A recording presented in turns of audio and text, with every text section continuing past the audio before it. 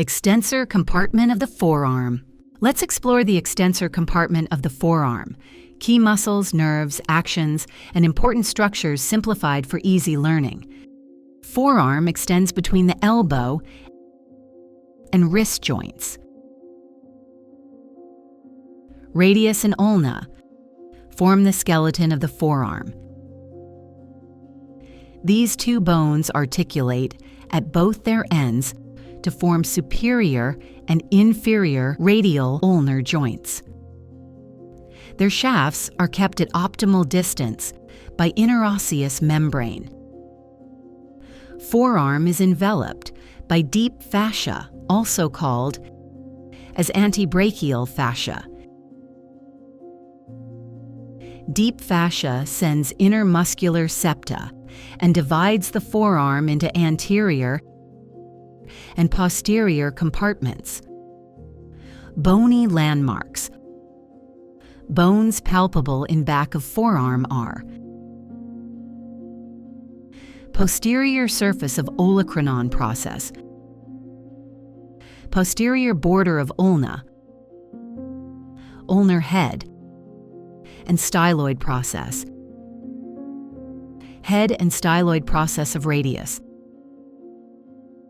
and dorsal tubercle or Lister tubercle at lower end of radius.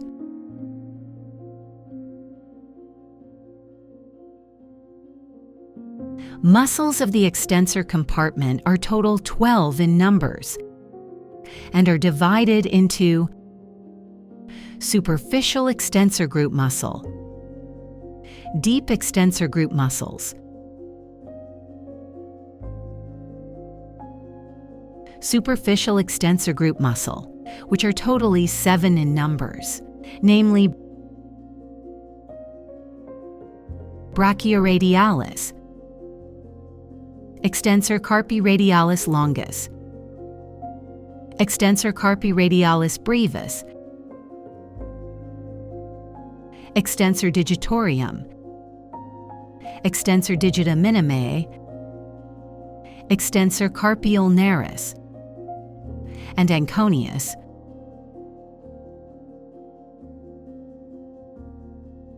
Supinator, abductor pollicis longus, extensor pollicis longus, extensor pollicis brevis, and extensor indicis. Brachioradialis, origin. The brachioradialis originates from the upper 2/3 of the lateral supracondylar ridge and lateral intermuscular septum of humerus. Insertion. It passes along the radial border of forearm and gets inserted into the base of styloid process of radius. Nerve supply. Brachioradialis is supplied by radial nerve. Action. It is a flexor of elbow and acts best in mid-prone position, hence also called a shunt muscle. Extensor carpi radialis longus, origin. This muscle originates from lower 1/3 of lateral supracondylar ridge and lateral intermuscular septa. Insertion. Tendon passes beneath the extensor retinaculum and lodges in a groove lateral to dorsal tubercle of Lister. Finally, tendon attaches to the dorsal surface of the base of the second metacarpal. Nerve supply. By radial nerve. Action. It's an extensor and abductor of the wrist joint. Extensor carpi radialis brevis. Origin. This muscle originates from the lateral epicondyle of the humerus and radial collateral ligament. Insertion. It passes through the extensor retinaculum and gets attached to the dorsal surface of the base of second and third metacarpal. Nerve supply by posterior interosseous nerve. Action: mainly extension of wrist and helps in abduction of the wrist joint. Extensor digitorum. It originates from the lateral epicondyle of the humerus. Insertion. In the lower part divides into 4 digital tendons for medial forefingers and passes through the extensor retinaculum. Dorsal digital expansion. Each extensor tendon covers the dorsal surface of metacarpal head and proximal phalanx and forms the triangular dorsal digital expansion. The base of the expansion forms hood over the metacarpal head. Nerve supply by posterior interosseous nerve. Action: it is a prime mover for extension at metacarpophalangeal and interphalangeal joints. Extensor digiti minimi. It is a thin, slender muscle. Arises from the lateral epicondyle of the humerus. Insertion. The tendon passes through the extensor retinaculum and joins with the dorsal digital expansion of the little finger and is supplied by posterior interosseous nerve. Action: extends the little finger and assists the action of extensor digitorium. Extensor carpi ulnaris. This muscle originates from the lateral epicondyle and subcutaneous posterior border of ulna. Insertion lodges in a groove between ulnar head and styloid process and passes beneath the extensor retinaculum and gets attached to the tubercle on the medial side of the base of fifth metacarpal. Nerve supply by posterior interosseous nerve. Action: extension of wrist and ulnar deviation of the wrist. Anconius. Anconius is a triangular muscle which arises from the posterior surface of the lateral epicondyle of humerus. Insertion. Broad base of the muscle is attached to the lateral surface of Olecranon process and upper 1/4 of the posterior surface of shaft of ulna. Nerve supply by radial nerve in spiral groove through the nerve to the medial head of triceps. Action: extensor of elbow and its upper horizontal fibers. Help in the abduction of ulna during pronation. Supinator origin consists of superficial and deep strata. Between this posterior interosseous nerve enters back of the forearm from cubital fossa. Superficial stratum arises from the lateral epicondyle of the humerus. Deep stratum arises from the supinator crest.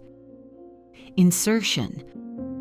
Superficial strata slopes downwards and gets attached to the upper 1/3 of the anterior part of lateral surface of radius. Nerve supply by posterior interosseous nerve. Action: supinator in extended elbow and fixes the forearm in supination. Abductor pollicis longus origin arises from the posterior surface of both radius and ulna. Intervening interosseous membrane. Insertion. Tendon is inserted into the radial side of the base of the first metacarpal. Nerve supply by posterior interosseous nerve. Action: abductor and extensor of the thumb. Extensor pollicis brevis. Originates from the posterior surface of radius and adjacent interosseous membrane. Insertion. It follows the tendon of abductor pollicis longus and gets inserted into the dorsal surface of the base of proximal phalanx of thumb. Nerve supply by posterior interosseous nerve. Action. Extends the proximal phalanx of thumb. Extensor pollicis longus. It originates from the posterior surface of the shaft of ulna, below abductor pollicis longus, and adjacent to interosseous membrane. Insertion. Long tendon passes beneath the extensor retinaculum and gets inserted into the dorsal surface of the base of distal phalanx of thumb. Nerve supply by posterior interosseous nerve. Action. Extends the distal phalanx of thumb. Extensor indices. Origin. Arises from the posterior surface of ulna and adjacent interosseous membrane. Insertion. It takes part in the formation of dorsal digital expansion. Nerve supply by posterior interosseous nerve. Action. It extends the index finger.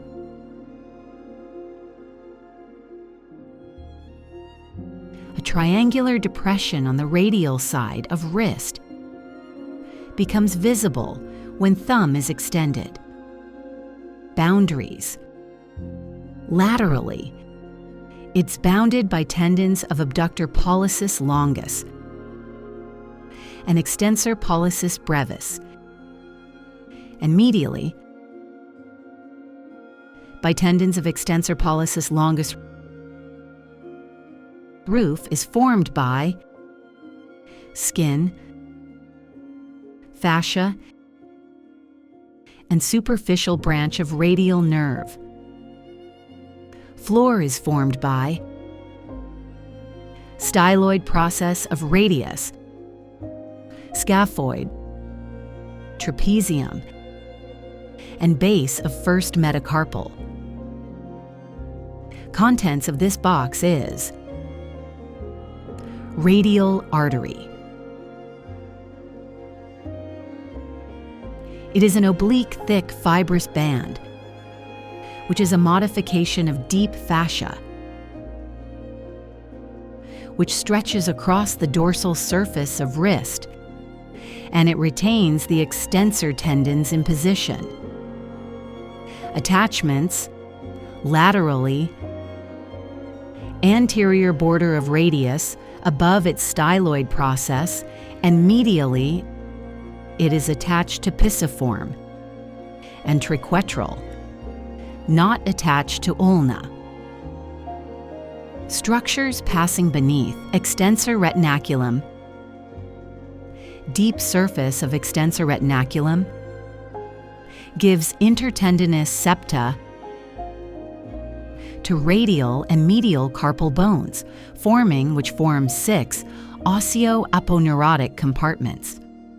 Structure passing through these compartments from lateral to medial side are: in first compartment, tendon of abductor pollicis longus and extensor pollicis brevis. In second compartment, tendon of extensor carpi radialis longus and extensor carpi radialis brevis. In third compartment, tendon of extensor pollicis longus.